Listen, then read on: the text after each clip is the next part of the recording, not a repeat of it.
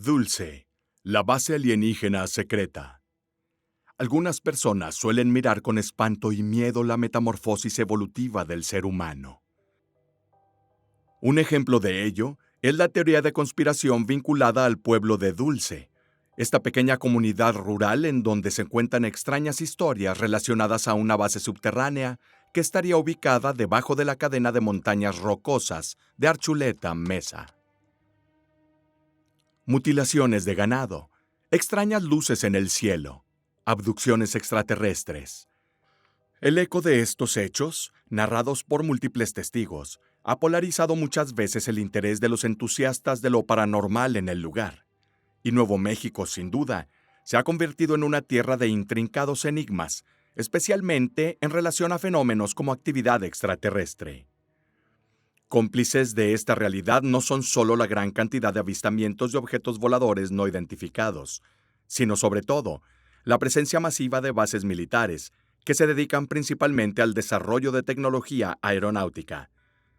En estas bases, el ejército estadounidense de hecho habría dado a luz, con el tiempo, a nuevas armas futuristas, desarrolladas mediante el uso de tecnologías secretas, inmensamente más modernas y potentes que las tecnologías civiles. Solo piense en el Lockheed SR-71, más conocido como el Blackbird, un avión de reconocimiento hipermoderno, diseñado en secreto y probado entre finales de los 50 y principios de los 60, precisamente en esta zona.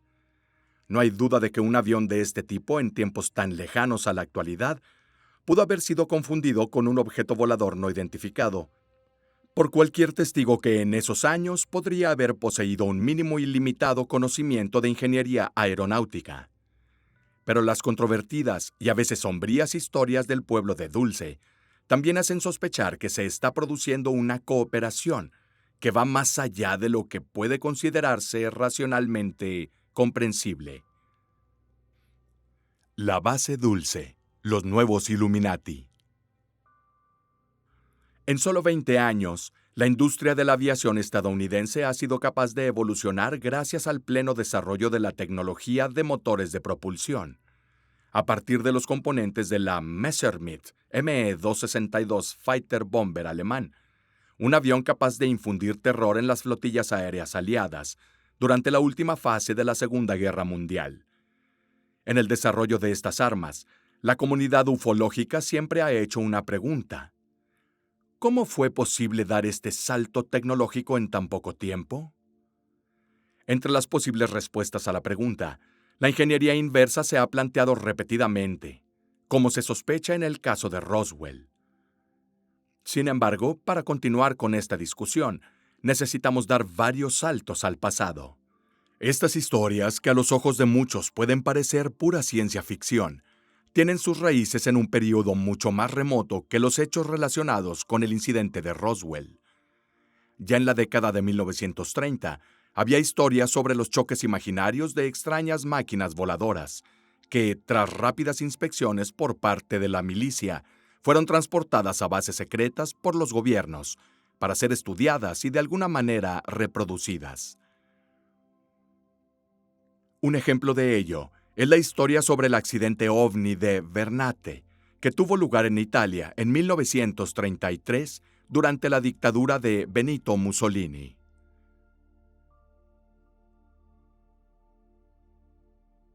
En la mañana del 13 de junio de 1933, un objeto volador no identificado apareció en el cielo sobre Lombardía, región del norte de Italia y centro productivo y económico de la nación.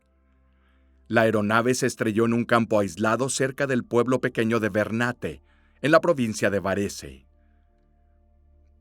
Inmediatamente fue identificado por las autoridades de seguridad locales, que tomaron medidas enviando un equipo especial a la ubicación. El objeto en cuestión podría haber sido un nuevo prototipo de aeronave extranjera que circulaba sin autorización en los cielos de Italia. Sin embargo, cuando los hombres llegaron al lugar del accidente asombrados y perplejos, se encontraron frente a algo nunca antes visto. El avión no parecía haber sido producido con los conocimientos técnicos de la época. No tenía alas y estaba hecho de un material metálico, aparentemente una aleación, forjada a partir de una sola placa, completamente desprovista de tornillos, pernos o soldadura. Un detalle impactante dado que el objeto era del tamaño de un automóvil. A unos 10 metros se encontraron los cuerpos de dos humanoides, casi de 2 metros de altura, con piel blanca lechosa y cabello rubio espeso, criaturas que se veían más como los dioses de la mitología nórdica y no como figuras modernas de extraterrestres con cabezas grandes y tez gris. Según los rumores, los restos de la misteriosa aeronave fueron transportados por camiones hasta la planta Savoia Marchetti, una de las principales empresas aeronáuticas de la época. Sin embargo, no hay reporte acerca de dónde fueron transportados los dos extraterrestres. Incluso algunos ufólogos plantearon la hipótesis de que los cadáveres fueron sumergidos en tanques de formaldehído para preservarlos y luego fueron transportados a Roma para mostrarlos a Mussolini. Al ser informado Benito Mussolini de los hechos, ordenó mantener el máximo secreto sobre el incidente. Aunque el dictador no creía en absoluto en la naturaleza extraterrestre de ese incidente. Sin embargo, en los días posteriores al evento, nadie logró explicar la existencia de tal tecnología, y Mussolini luego autorizó investigaciones en el avión a ser conducidas por el gabinete RS-33 de Obra, la policía secreta de la Italia fascista. Se dio la coordinación del gabinete RS-33 a Guglielmo Marconi, Premio Nobel de Física, gracias a la invención del telégrafo inalámbrico y por sus estudios sobre las ondas de radio, que en los años venideros conducirían a la invención y producción de radios y televisiones. Más tarde, Marconi se unió a otros dos físicos, Enrico Fermi, el inventor del primer reactor nuclear, y Ettore Majorana, un joven genio de la física que desapareció misteriosamente en 1938, a la temprana edad de 32 años. Durante la Segunda Guerra Mundial, los archivos relacionados con la investigación hecha por el gabinete RS-33 también habría sido accesible a las autoridades alemanas. A partir de esos documentos se inició el desarrollo de Vergelstungswaffen, armas experimentales secretas, incluido el avión V-7, muy similar a los platillos voladores, así como el legendario Die Glocke, un dispositivo de armadura en forma de campana que se movía por el aire sin el uso de propulsores, pero con el uso de campos magnéticos. Finalmente, al final de la guerra, los Estados Unidos y la Unión Soviética habrían entrado en posesión de toda la documentación de estos propulsores no convencionales basados en ingeniería inversa. Es decir, el análisis que se realiza a partir de la descomposición o desmontaje de un artefacto u objeto y cómo se encuentra. El gabinete a cuyas reuniones asistieron senadores y científicos fue la versión italiana del Majestic 12, la organización secreta estadounidense que se habría creado en 1947 para investigar el incidente Roswell. Al final de la Segunda Guerra Mundial, el ovni de Varese fue hecho desaparecer, y según algunos partidarios de las teorías al respecto, también puede haber sido transportado a una base secreta del gobierno estadounidense, quizás justo a la ya muy famosa Área 51. Pero así como se sospecha que una base existente real puede poseer artefactos extraterrestres, también se cree que lugares aparentemente pacíficos sin bases militares los poseen bajo tierra. La existencia de la base Dulce, de hecho, es solo una suposición, pero sigue siendo objeto de interés hoy. No hay documentos, fotografías o citas sobre el sitio del ejército de los Estados Unidos. Pero según algunos ufólogos, la base sería un centro militar secreto para el estudio de especies alienígenas, nuevos aviones furtivos y armas innovadoras. Conectado a través de un túnel principal a la base militar de Los Álamos, un punto desde el cual muchas otras raíces subterráneas se abrirían camino, con el objetivo de conectar muchas instalaciones secretas en territorio norteamericano. Esta inmensa estructura tendría el propósito de ocultar nuestra cooperación entre los Estados Unidos y algunas especies extraterrestres en nuestro planeta. Por lo tanto, habría una cooperación militar extraterrestre de la que Estados Unidos derivaría una ventaja rentable en el campo tecnológico y médico. A la luz de estas hipótesis, se teorizó entonces que en Dulce, en 1966, se estipuló un pacto entre los generales de la Fuerza Aérea de los Estados Unidos y los contingentes extraterrestres.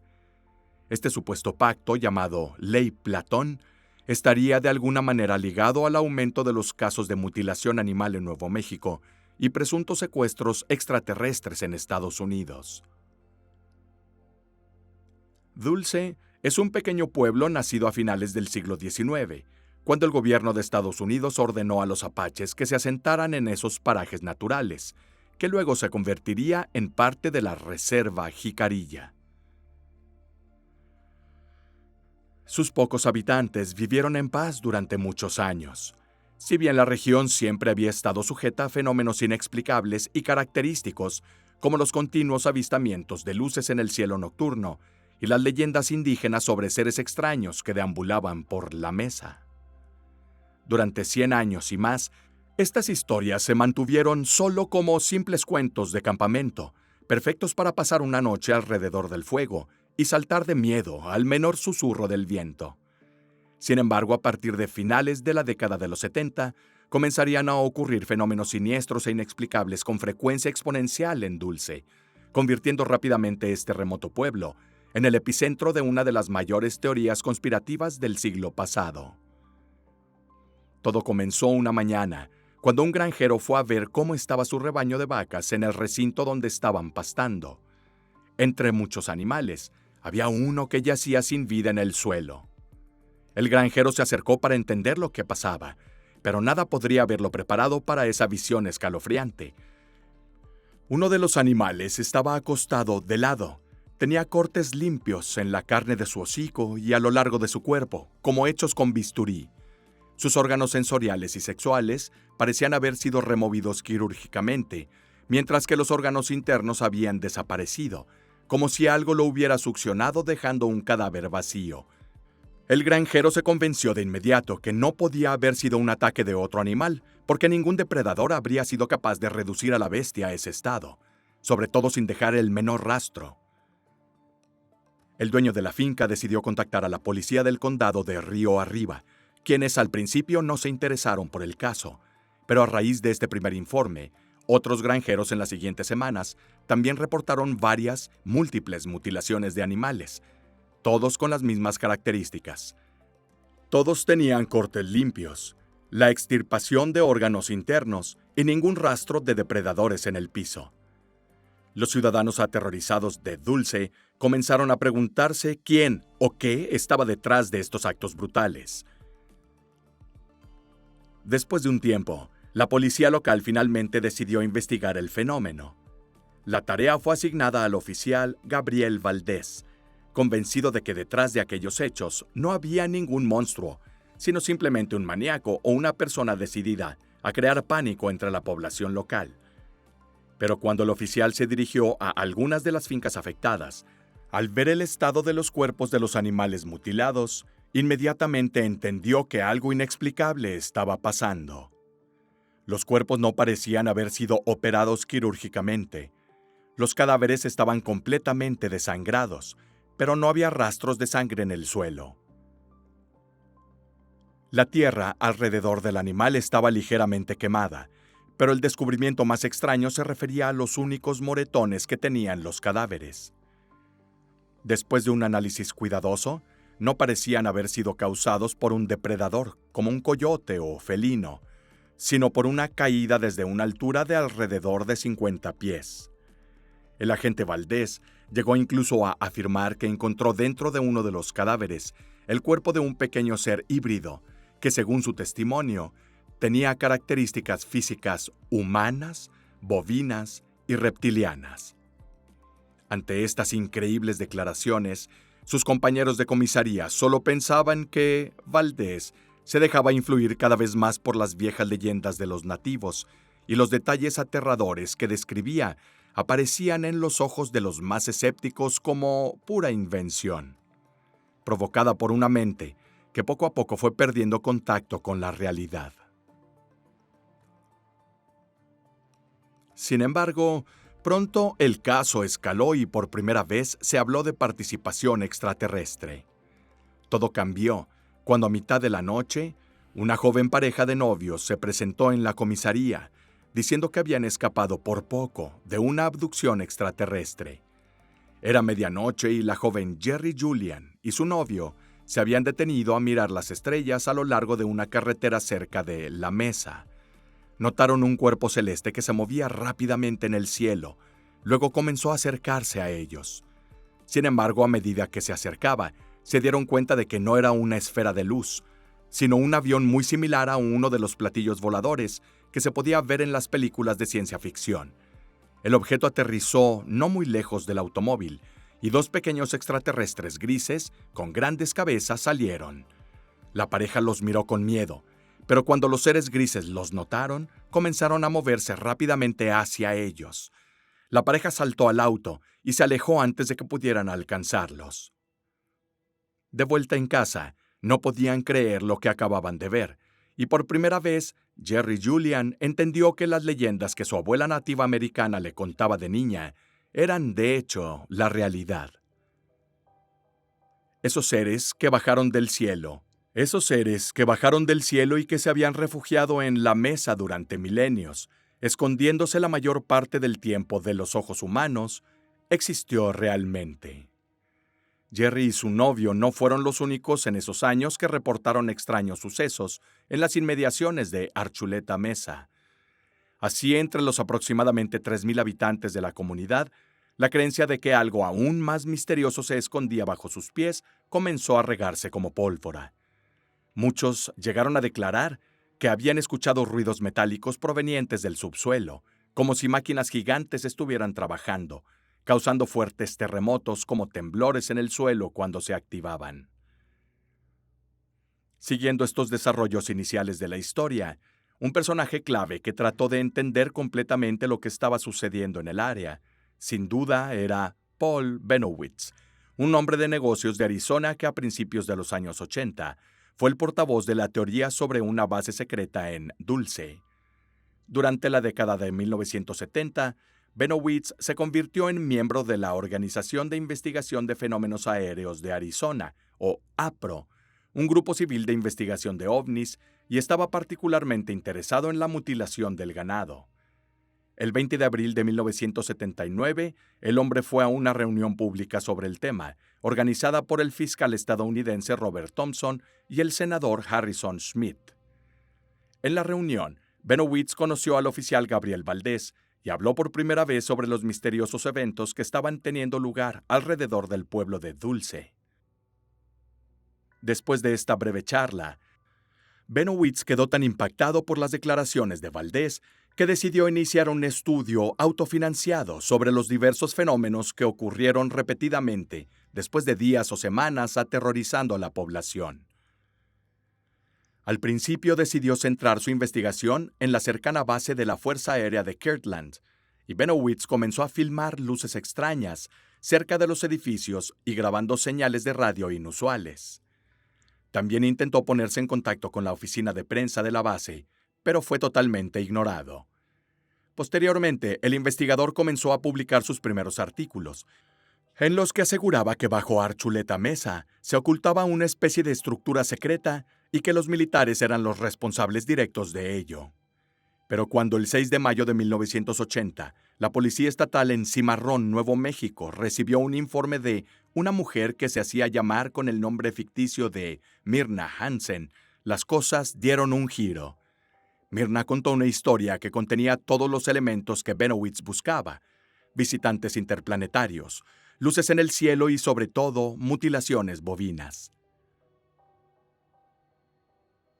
Entonces, al no tener idea de cómo ayudarla, la policía de Cimarrón le entregó el caso directamente a Valdés, quien en ese momento fue apodado el chico de la mutilación de ganado. Valdés, a su vez, contactó a Paul Bennowitz, quien de inmediato tomó medidas para hablar personalmente con la señora Hanson. El 7 de mayo, la mujer junto con su hijo fueron a Albuquerque para encontrarse con Bennowitz, y allí le contaron en detalle lo que recordaban sobre la tarde del 5 de mayo de 1980. Myrna Hansen conducía cerca de Eagle Nest, Nuevo México.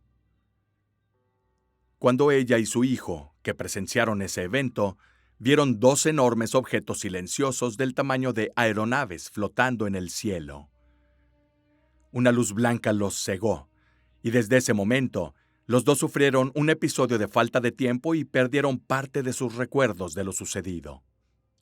En este punto, fue llamado Leo Sprinkle, un psicólogo y profesor titular de la Universidad de Wyoming. En el pasado, él había investigado informes de contacto con ovnis, también utilizando la técnica de la hipnosis regresiva, una pseudociencia que, según sus partidarios, es capaz de traer de vuelta los recuerdos sumergidos de los abducidos. Benowitz arregló que Sprinkle volara a Albuquerque para hipnotizar a Hansen. Y cuando llegó el psicólogo, Hansen y Benowitz insistieron en que las sesiones de hipnosis regresiva se realizaran dentro del auto de Benowitz,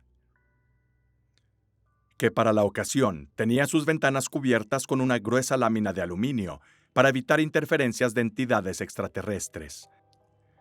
Durante la sesión, la mujer relató recordar el momento en que una de las reses de las granjas circundantes fue absorbida por un rayo tractor, emitido por una nave espacial, que después también le sucedió a ella y a su hijo. En posteriores sesiones de hipnosis, Myrna informó detalles cada vez más impactantes sobre su secuestro. El escepticismo de los colegas de Benowitz comenzó a decaer. Quizá la teoría sobre la base podría ser correcta. Myrna recordó haber sido llevada a un calabozo, donde había grandes tanques, flotaban partes de cuerpos humanos y animales en un líquido viscoso. A partir de esto, el cuento se desarrolló aún más. La mujer habló de seres híbridos, mitad hombres y mitad alienígenas. Ellos residían dentro de estos grandes tanques, como si alguien estuviera tratando de llevar a cabo experimentos biogenéticos con una técnica extremadamente avanzada. Las supuestas cuentas acumuladas en estas sesiones de regresión formaron luego los cimientos mismos para la leyenda de la base secreta de Dulce. La curiosidad que surgió por las historias de la mujer llevó a Benowitz a viajar varias veces al pueblo y a las montañas Archuleta Mesa, incluso volando sobre la meseta con su avión privado, tomando innumerables fotos. En estos vuelos, el empresario de Phoenix dijo haber encontrado irrefutable evidencia de la existencia de grandes cuevas, meticulosamente excavadas en la roca, incluso si no estuvieran conectadas de ninguna manera a carreteras por las que pudieran circular vehículos de ruedas. Sin embargo, las fotos nunca se publicaron, y este hecho, sumado a las extraordinarias afirmaciones del hombre, solo sirvió para desacreditar aún más la veracidad de la existencia de las bases en vez de confirmarlas. Benowitz estaba tan seguro de que el gobierno escondía algo allí abajo, que en 1981 escribió una carta al senador Pete Domenici, hablando por primera vez de una supuesta guerra entre extraterrestres y ejército, ahora conocida como la Guerra Dulce. Aquí está la transcripción de la carta. Hasta la fecha, como se ha señalado, no he tenido noticias suyas y por lo tanto asumo con todas sus nuevas funciones que está muy ocupado y simplemente no ha tenido tiempo. Los hechos que le di al capitán Harry son simples y directos. De la siguiente manera: 1. Sabía la ubicación de las bases alienígenas en el norte de Nuevo México, en el centro de la reserva Apache Jicorija, 4 millas y media al noroeste de Dulce. 2. Sé que alguien en el ejército hizo un trato con extraterrestres hace varios años, dando a los indios tierra, ganado, etc., y una aparente garantía de seguridad para los extraterrestres, a cambio de una tecnología en forma de una nave de propulsión atómica, al mismo tiempo estableciendo una extensa base estadounidense para probar la nave. 3. En algún momento, a finales del 79 y principios del 80, se produjo una discusión sobre las armas y el abandono militar, siendo la circunstancia final de los hombres desconocida. 4. Que tenía muy alta resolución oficial de la NASA, fotos infrarrojas en color. U2. Además de fotos de bajo nivel y de tierra que muestran la base en total detalle, fotos obtenidas legítimamente a través de la UNM, Universidad de Nuevo México. 5. La nave diseñada por el comercio está más de 30 años detrás de la tecnología alienígena. 6. Le informé al capitán Harris que conocía a dos mujeres y un niño cerca de Austin, Texas, que estuvieron severamente expuestos a la radiación de cerca distancia de la nave y que fue vista venir hacia el oeste con helicópteros sin identificación y que el gobierno estaba pagando secretamente los gastos de hospital. También me preocupa mucho que el presidente no haya sido totalmente informado de la situación y le he enviado una copia. Carta de presentación adjunta para su registro. Espero que valore este valioso reporte y con el tiempo se ponga en contacto conmigo. Poco después de hacer pública la carta, Paul Bennowitz abandonó la escena por problemas de salud. Su familia informa que el empresario sufrió una severa crisis nerviosa y en 1988, tras el empeoramiento de su condición, fue hospitalizado en una sala de psiquiatría. Con el tiempo, muchos académicos y periodistas tomaron esta historia como mero disparate sensacionalista, y en todo caso, respecto al presunto secuestro de Myrna Hansen y sus enormes rarezas, solo se tomaron en consideración las palabras del hijo de Valdés, quien fue entrevistado unos años después sobre lo sucedido. Declaró lo siguiente: es una posibilidad que la historia de Myrna Hansen también fuera parte de la campaña de desinformación. Me arriesgaré aquí y diré que la historia de Myrna Hansen fue un engaño bien orquestado por un hecho muy importante: los aparatos de escucha encontrados en la casa de mi papá. El gobierno escuchó todas las conversaciones por teléfono entre mi papá y Bennowitz, por lo que tal engaño sería relativamente fácil de lograr. Myrna Hansen entró en escena en mayo de 1980 y la Fuerza Aérea ni siquiera reconoció el contacto con Paul hasta noviembre de 1980.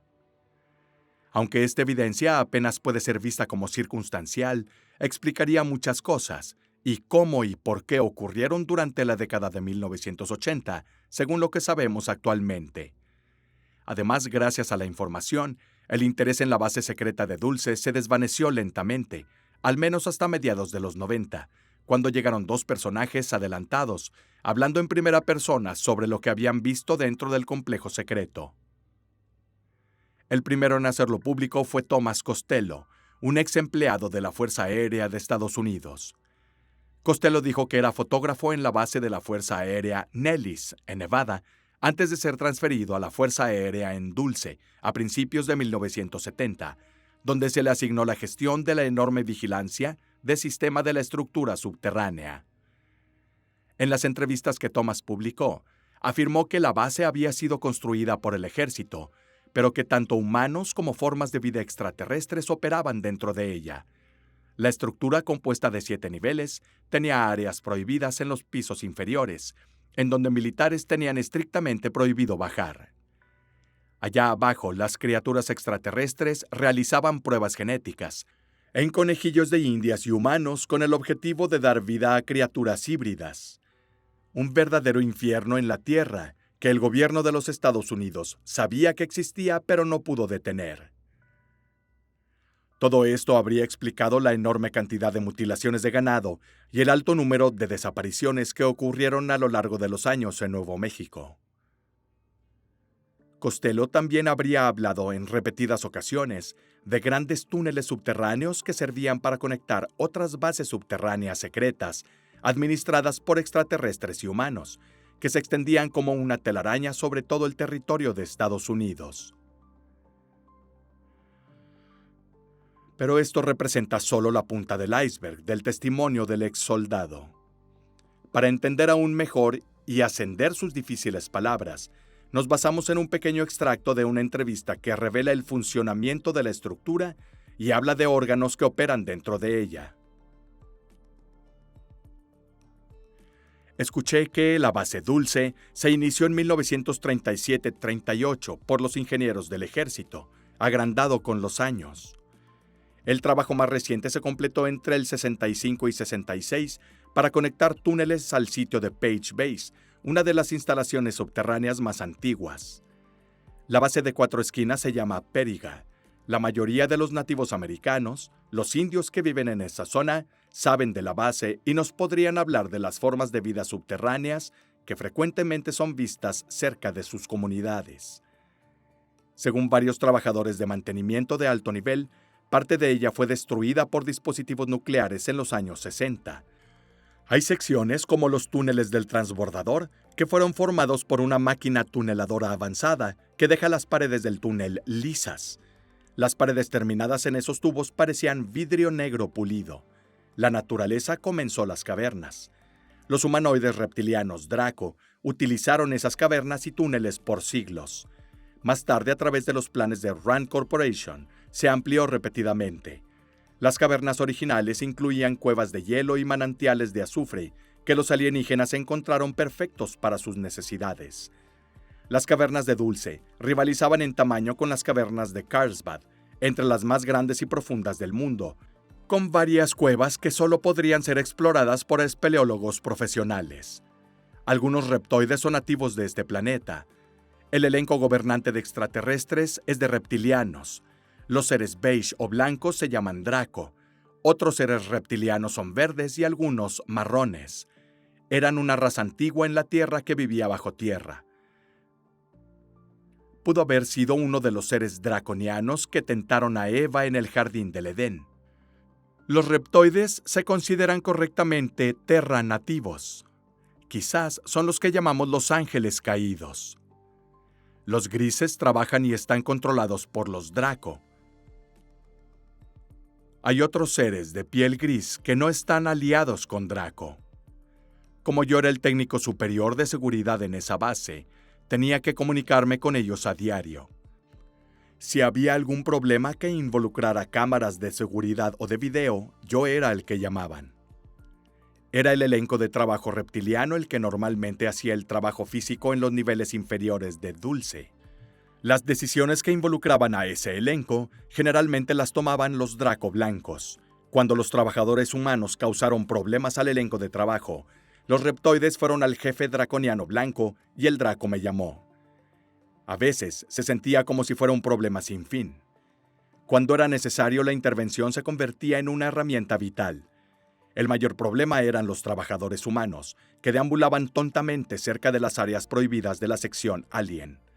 Supongo que la naturaleza humana es ser curioso y preguntarse qué hay más allá de las barreras. Con mucha frecuencia alguien encontraba una forma de sortear las barreras y husmear. Las cámaras cerca de la entrada generalmente los detenían antes de meterse en problemas. A veces tuve que solicitar formalmente el regreso de un trabajador humano. Todas las bases secretas están conectadas por túneles que cruzan el mundo como autopistas subterráneas, y hay dos tipos de carreteras. Para camiones, carros y buses hay caminos pavimentados, y esto es para viajes limitados. Hay otro tipo de tránsito para carga y para pasajeros que es de viajes rápidos. Esa red mundial se llama el Sistema Subglobal. Tiene puntos de control en la entrada de cada país. Hay grandes tubos que disparan a los trenes a velocidades increíbles, utilizando un método de levitación magnética y vacío. Viajan a una velocidad que supera la del sonido. Con frecuencia, las entradas se camuflan como canteras de arena u operaciones mineras. Otros portales complejos se encuentran en bases militares. Nuevo México y Arizona tienen la mayor cantidad de entradas, seguidas por California, Montana, Idaho, Colorado, Pensilvania, Kansas, Arkansas y Missouri. De todos los estados, Florida y Dakota del Norte tienen la menor cantidad de entradas. Wyoming tiene una carretera que se abre directamente a la autopista subterránea. La vía ya no está en uso, pero podría reactivarse si así lo deciden, con un costo mínimo. Se encuentra cerca del lago Brooks. El elenco de trabajadores hace las tareas diarias, trapeando los pisos de látex, limpiando jaulas, llevando comida a la gente hambrienta. Es su trabajo formular la mezcla adecuada para los seres que ha creado la raza Draco. Básicamente hablando, las razas reptilianas están activas con todos los niveles de la base Dulce. Hay varias razas diferentes de alienígenas que trabajan en la sección este del nivel 6. Esa sección se llama comúnmente la sección alienígena. Los Draco son los maestros indiscutibles del quinto, sexto y séptimo nivel. Los humanos son los segundos al mando en esos niveles. Tuve que discutir con un gran jefe draconiano, con frecuencia. Su nombre es difícil de verbalizar. Kashach Fast. Usualmente lo llamaba Cash y él lo odiaba. Los líderes draconianos son muy formales cuando hablan con la raza humana. Estos seres antiguos nos consideran una raza inferior. Cash me llamó líder Castello, pero lo usó de manera sarcástica. Sin embargo, el elenco de trabajadores es lo suficientemente amigable, siempre que les permita hablar primero. Son muy cautelosos y consideran que la mayoría de los humanos son hostiles. Siempre parecen sorprenderse cuando descubren que muchos de los humanos son abiertos y confiables. No hay confraternización con los extraterrestres fuera de horario. Está prohibido hablar con cualquier raza alienígena en los pasillos o ascensor sin un claro motivo empresarial. Los humanos pueden hablar con humanos y los extraterrestres pueden hablar con extraterrestres, pero eso es todo. En el lugar de trabajo es diferente. Hay libertad de expresión en los laboratorios. Hay varias cosas que debes saber sobre la base dulce. Juré bajo pena de muerte que sin importar lo que viera o escuchara, nunca divulgaría la información. Además, firmé una renuncia que establece que personalmente daría mi vida si me encontraran culpable de traición. En la base dulce, la traición es cualquier cosa que mencione los detalles de las operaciones diarias en esta instalación. Cuando llegué por primera vez, había una necesidad absoluta de conocer la política vigente. La historia que nos contaron los jefes fue que esto es una instalación trivio de transferencia con tecnología avanzada, que es una forma elegante de decir que hacen cosas realmente arriesgadas con la vida humana, solo para ver qué pasa. Si ocurre una cura médica, se anunciará en la superficie de la Tierra como una maravillosa nueva cura, diciendo que fue encontrada después de años de investigación en algún conocido laboratorio médico. La verdadera historia de la cura nunca se explica. Después de todo, la base de Dulce es una instalación secreta. Estas personas son muy buenas en lo que hacen. No dicen la verdad sobre las desafortunadas personas que terminan en Nightmare Hall.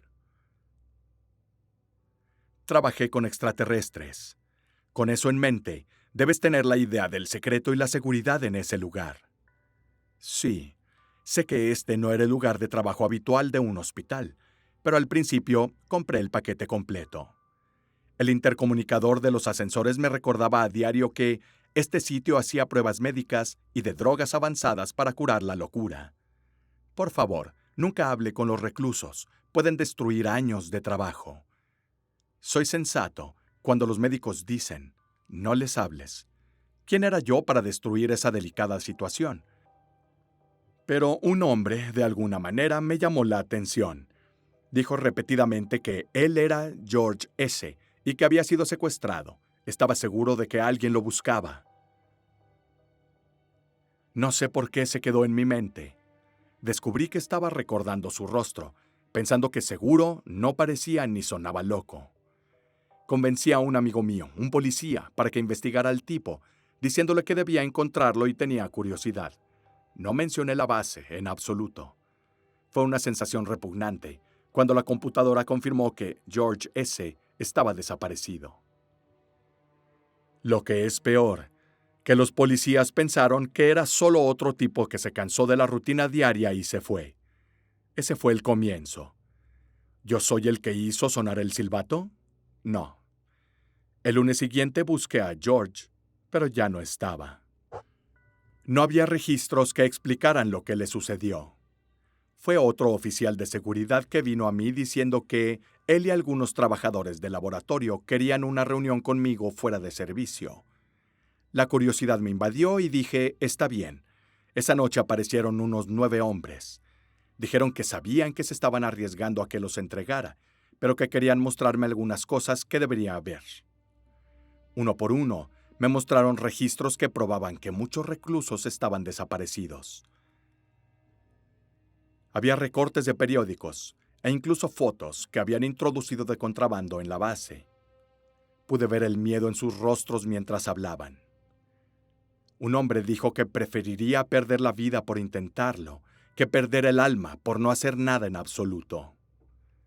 Les conté sobre George y las cosas que descubrí sobre él. Después de unas horas, nos comprometimos a intentar exponer a la base Dulce. Este es un extracto de la única entrevista presente con Tomás Costello.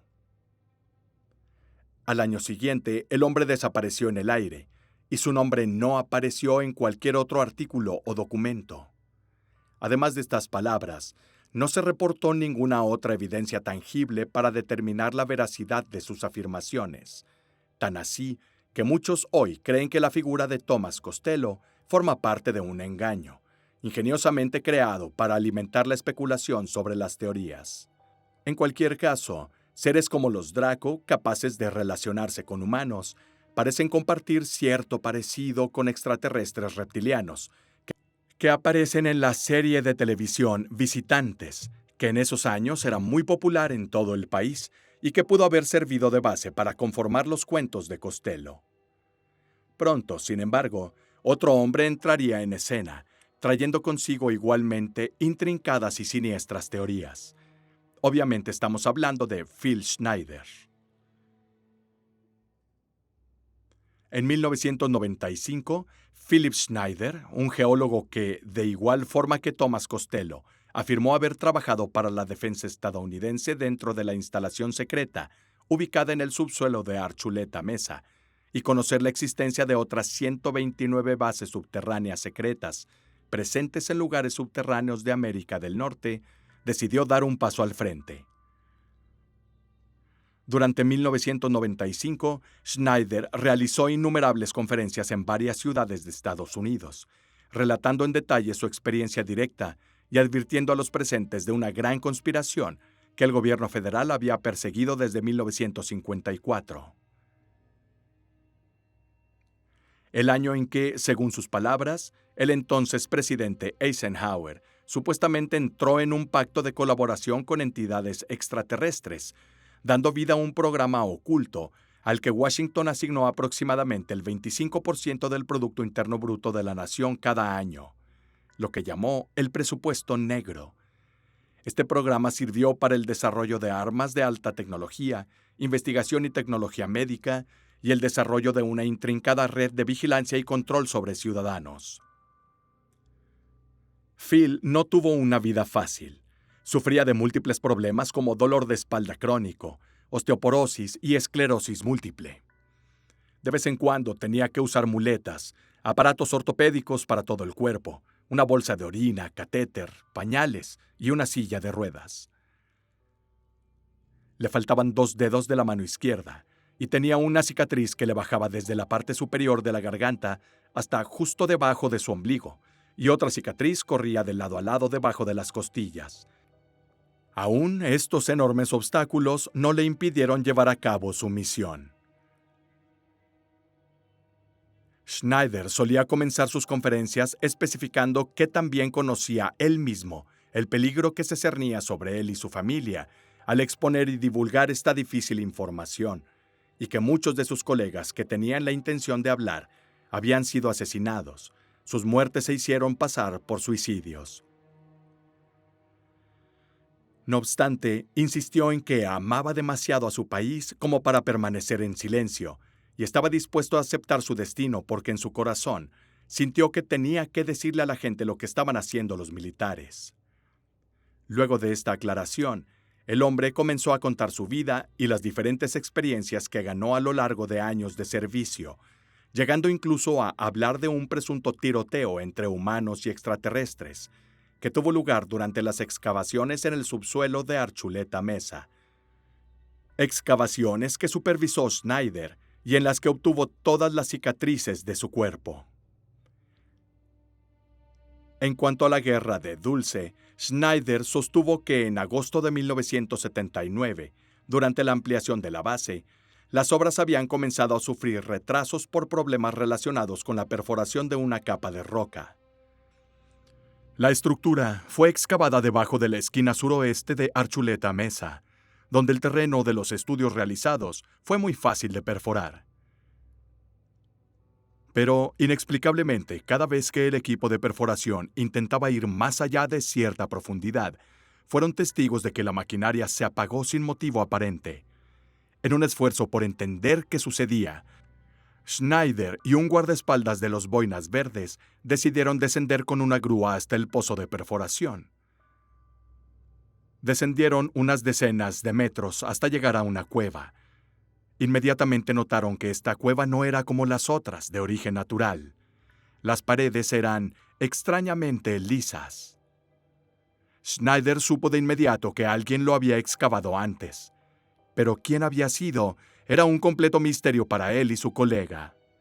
Había un hedor amargo y antinatural en el aire, ya que la operación de perforación había permitido que los gases antiguos escaparan del vacío de abajo, junto con un misterioso residuo de sebo. Fue en ese momento cuando una figura gris alta y esbelta salió de la oscuridad, sosteniendo lo que parecía ser un arma en sus manos. Absolutamente aterrado por lo sobrenatural e intimidante aspecto de esta criatura, Schneider instintivamente agarró su rifle para disparar.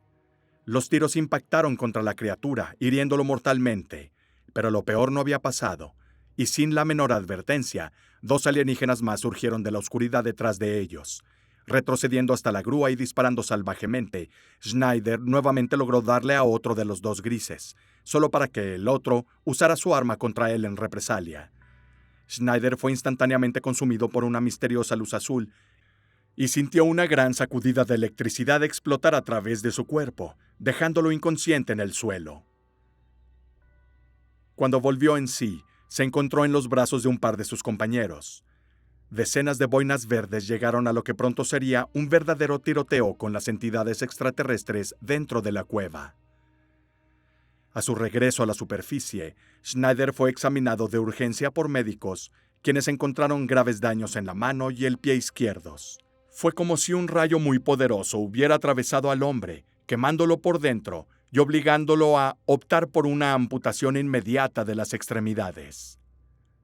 Después del incidente, Schneider afirmó que fue eliminado del proyecto secreto, pero que sabía por fuentes fidedignas que a pesar de la guerra de Dulce, la expansión de la base secreta pudo continuar sin cesar. Como habrán comprendido, es importante precisar cómo Philipp Schneider es un testigo controvertido. Muchas de sus teorías sobre la conspiración extraterrestre tienden a exagerar y a menudo estaban contaminadas por sus puntos de vista personales, políticos y religiosos. Finalmente, parte de la información que compartió con el público fue posteriormente desacreditada, como la historia de su padre, Otto Oskar Schneider, quien según las historias de Phil, había sido un científico e ingeniero alemán que trabajó en las tecnologías submarinas del Reich durante la Segunda Guerra Mundial, incluso convirtiéndose en capitán de un submarino U-Boat. Sin embargo, según los registros de la Oficina de Nacimientos de California, Otto Oskar nació en 1906 en la ciudad de San Francisco, y por lo tanto, no pudo tener conexión alguna con Alemania y en consecuencia el programa U-Boat. Sin embargo, para volver a comprender cómo los testimonios de Phil Schneider son importantes para el caso, y al mismo tiempo extremadamente difícil de tomar en consideración como prueba irrefutable, uno necesita escuchar una de sus muchas conferencias antes de rechazar la mayoría de las declaraciones. Tomemos como ejemplo el discurso que dio en 1995 en Idaho, donde frente a una audiencia repleta, el hombre explicó perfectamente quién era, qué había visto y cuáles eran sus valores como verdadero patriota. Aquí está el discurso de Phil Schneider. Es por la horrenda estructura del gobierno federal que me siento directamente en peligro de no contarle a nadie sobre este material. ¿Cuánto tiempo podré hacer esto? Es una incógnita. Sin embargo, me gustaría mencionar que esta charla se dividirá en 4 temas principales. Cada uno de estos temas tendrá alguna relación con lo que ustedes están involucrados, sean patriotas o no. Quiero que sepan que estos Estados Unidos son un lugar hermoso. He ido a más de 70 países y no puedo recordar algún país que tenga la belleza, así como la magnificencia de su gente como Estados Unidos. Para darles una visión general de lo que soy básicamente, empecé y fui a la escuela de ingeniería. La mitad de mi escuela fue en ese campo, y construí una reputación de ser ingeniero geológico, también ingeniero estructural con aplicaciones militares y aeroespaciales. He ayudado a construir 2 bases principales en los Estados Unidos, que tienen cierta importancia en cuanto a lo que se llama el nuevo orden mundial. La primera base es la de Dulce, Nuevo México. Estuve involucrado en 1979 en un tiroteo con humanoides extraterrestres y fui uno de los sobrevivientes. Probablemente soy el único sobreviviente parlante que jamás escucharás. Otros 2 sobrevivientes están bajo gran vigilancia. Soy el único restante que conoce los archivos detallados de toda la operación. 66 agentes del servicio secreto, el FBI y similares murieron en ese tiroteo, y yo estuve ahí. Número 1. Parte de lo que les voy a decir va a ser muy chocante. Sin embargo, parte de lo que les diré probablemente va a ser muy increíble. En vez de tener una mente cerrada, voy a pedirles que se muestren escépticos, pero siéntanse libres de hacer su propia tarea. Sé que la ley de libertad de información no es mucho para continuar, pero es lo mejor que tenemos. La biblioteca legal local es un buen lugar para buscar registros del Congreso. Así que si uno continúa haciendo su tarea, entonces uno puede estar al tanto de lo que respecta a su país. Amo el país en el que vivo más de lo que amo mi vida, pero no estaría frente a ustedes ahora arriesgando mi vida si no creyera que fuera así. La primera parte de esta charla se referirá a las bases militares subterráneas profundas y al presupuesto negro. El presupuesto negro consume actualmente $1,250 millones al año. Al menos esta cantidad se usa en programas negros, como los relacionados con bases militares subterráneas profundas. En la actualidad, hay 129 bases militares subterráneas profundas en Estados Unidos. Han estado construyendo estas 129 bases día y noche, incesantemente, desde principios de la década de 1940. Algunas incluso fueron construidas antes de eso. Estas bases son principalmente grandes ciudades subterráneas, conectadas por trenes magneto-levitón de alta velocidad, que tienen velocidades de hasta Mach 2. Richard Suda, arquitecto con doctorado, ha arriesgado su vida al hablar de esto. La profundidad promedio de estas bases es de más de 1 milla, y de nuevo son básicamente ciudades enteras bajo tierra. Todas tienen un tamaño de entre 2.66 y 4.25 millas cúbicas. Tienen máquinas de perforación láser que pueden perforar un túnel de 7 millas de largo en un día. Los proyectos negros eluden la autoridad del Congreso, que, como sabemos, es ilegal. En este momento, el nuevo orden mundial está dependiendo de estas bases. Si lo hubiera sabido en ese momento, no lo habría hecho. Me mintieron extensamente. Por cada año que transcurre, la tecnología militar aumenta unos 44 años y medio.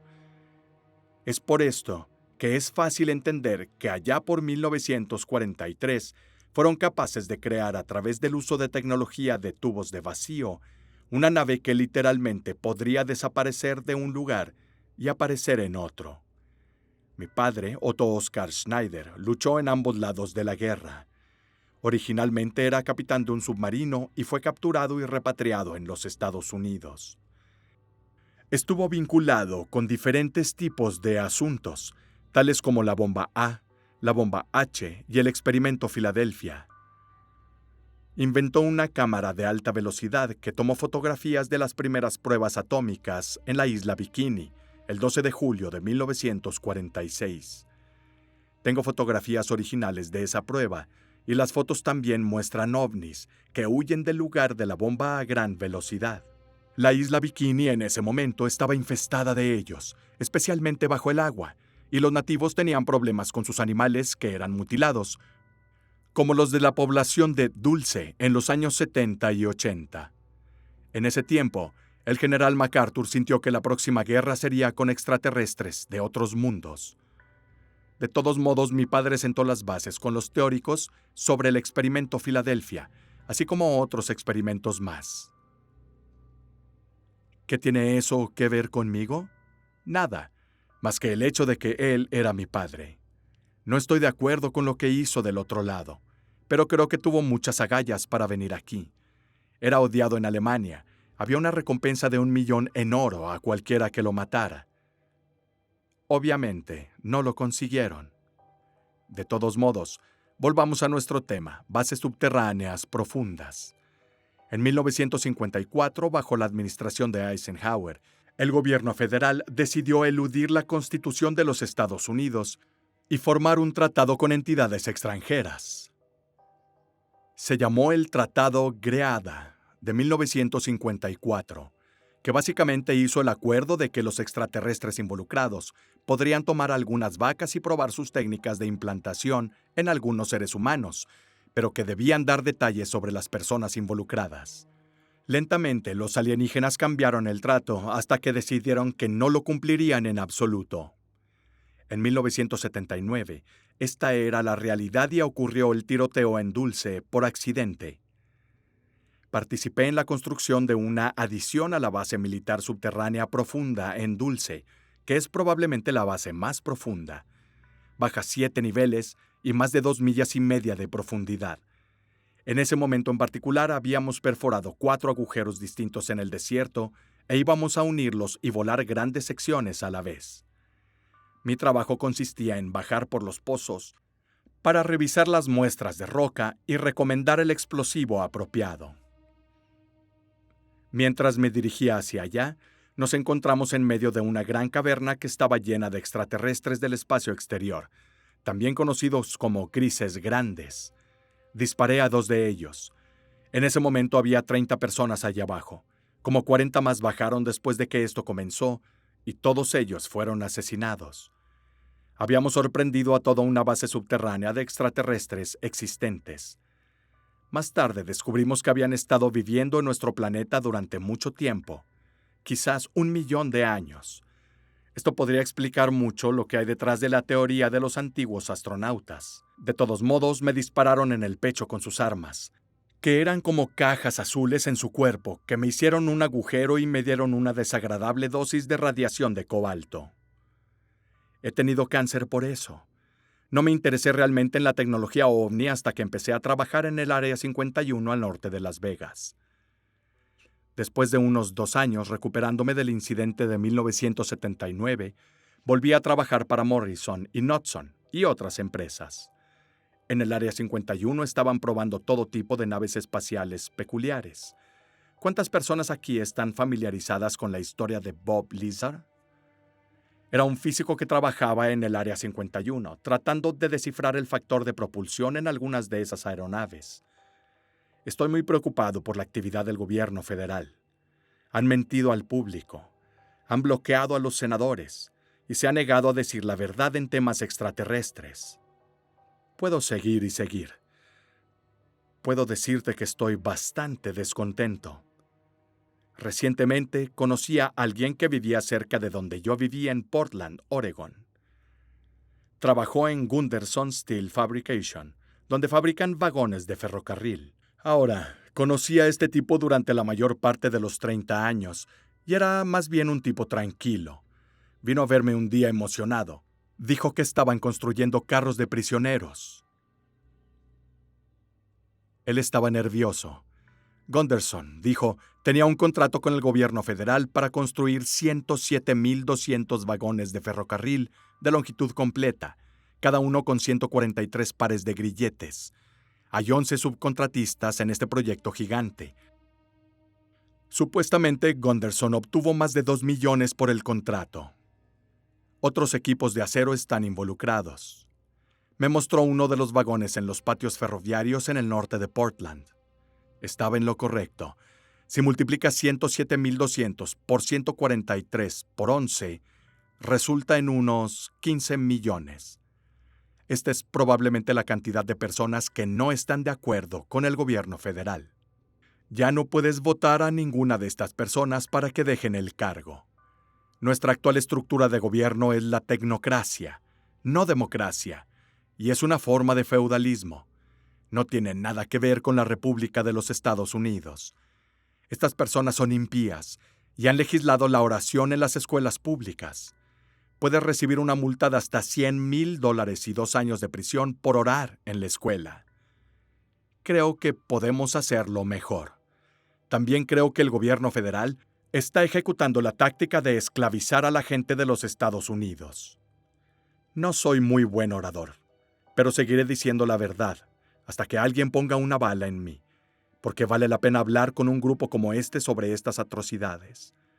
Aún así, el 68% del presupuesto militar está directa o indirectamente afectado por el presupuesto negro. Star Wars depende en gran medida del armamento sigiloso, y por cierto, ninguno de los programas sigilosos habría estado disponible si no hubiéramos desarmado los discos extraterrestres estrellados.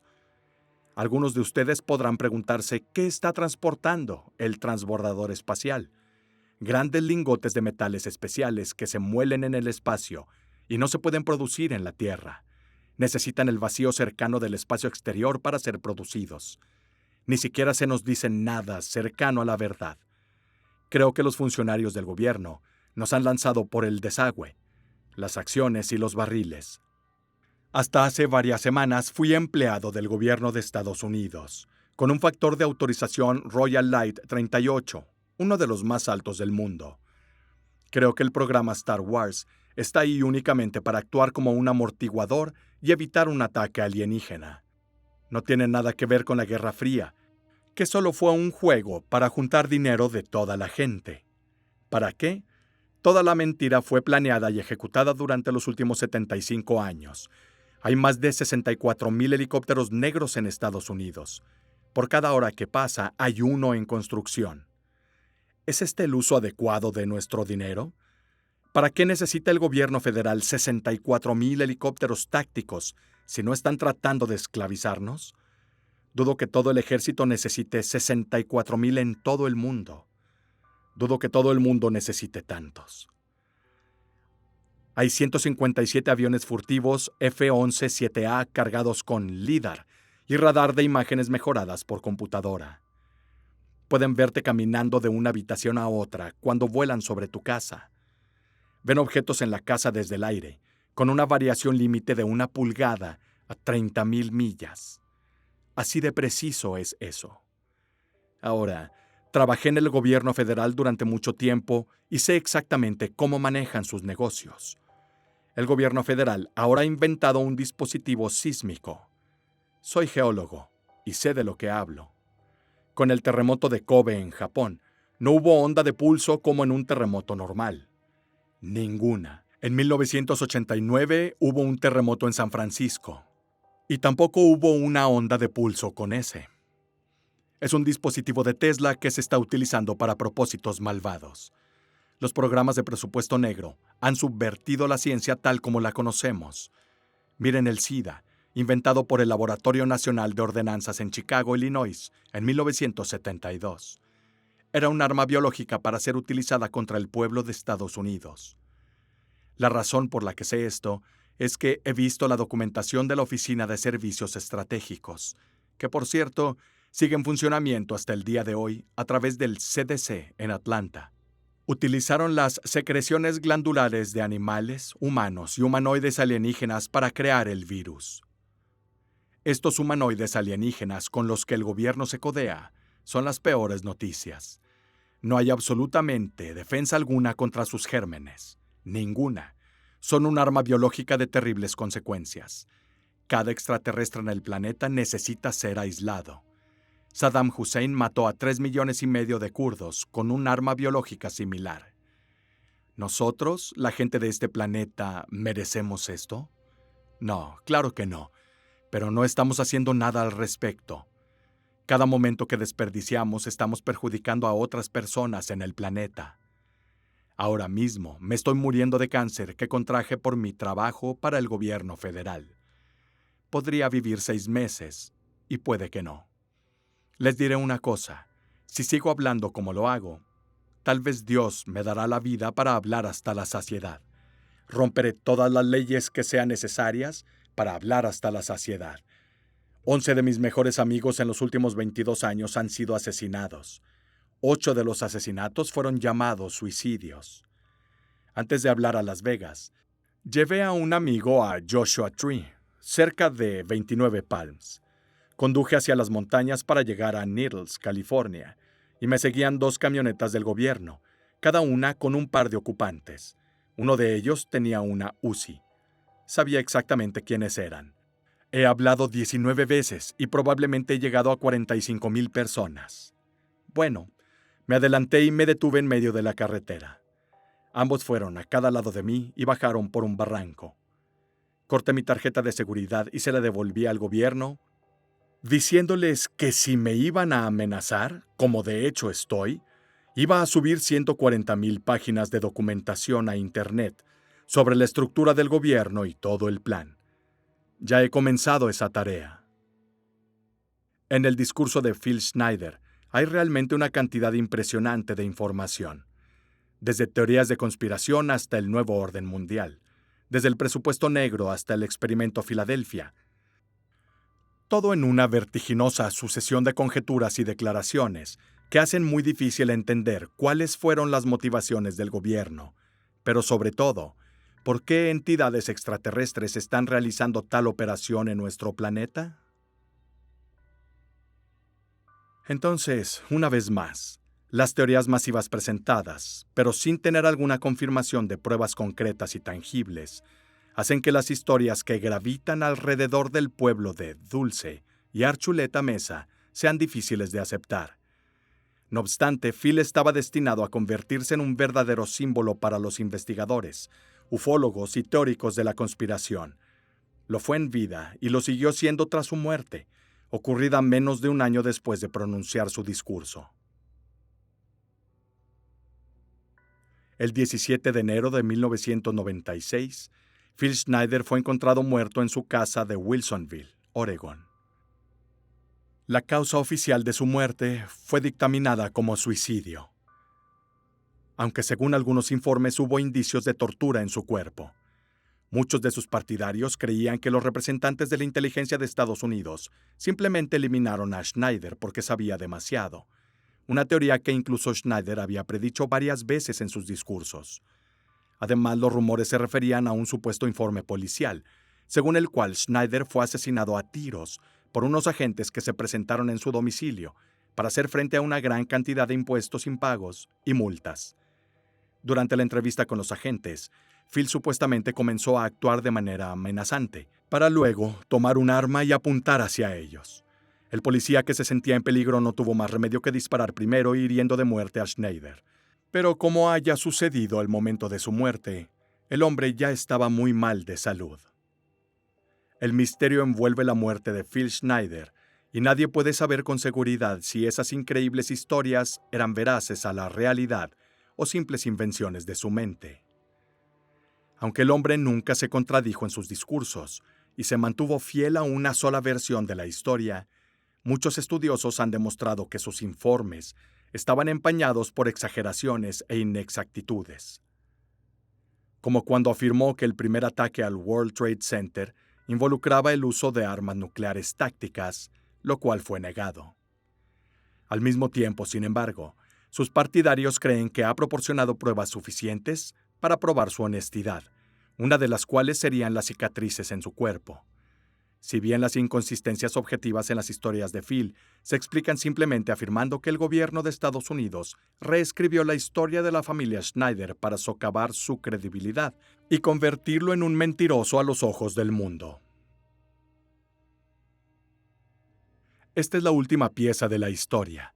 Como suele suceder, el misterio nunca ha sido revelado, y hoy la base subterránea de Dulce se ha convertido en un aterrador cuento de campamento, exactamente como las leyendas que 100 años antes la población de Archuleta transmitía de padres a hijos. Sin embargo, existen los últimos 3 informes que deben tenerse en cuenta y que explican en parte cómo esta mítica base secreta se convirtió en un culto, inflamando el debate sobre el peligro extraterrestre. La historia se difundió rápidamente dentro de la comunidad OVNI, y en 1987, el ufólogo John Lea afirmó tener una confirmación independiente de la existencia de la base. En 1988, el tabloide Weekly World News publicó un artículo titulado «Base OVNI encontrada en Nuevo México».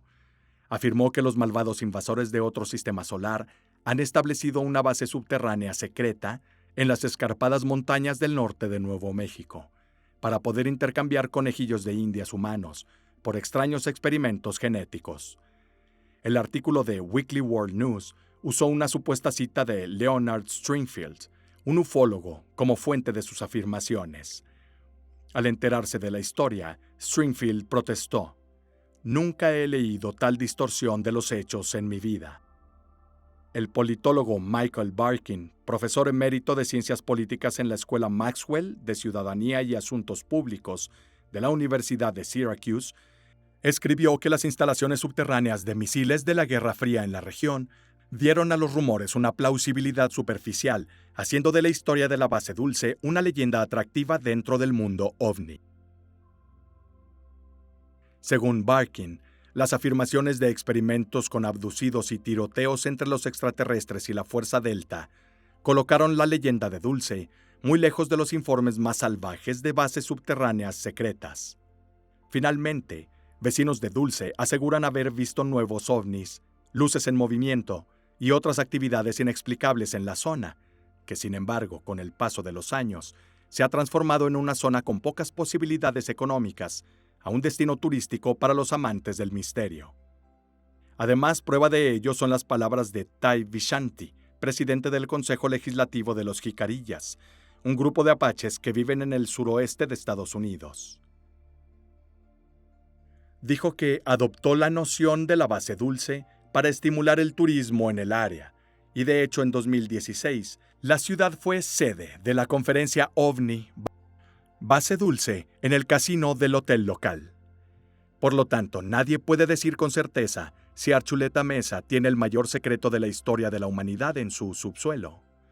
Cada uno es libre de creer lo que quiera. Lo que es seguro, sin embargo, es que este caso, con todas sus rarezas, permanecerá durante mucho tiempo como punto de referencia para los amantes de las teorías de la conspiración y una excelente fuente para basar una película de ciencia ficción.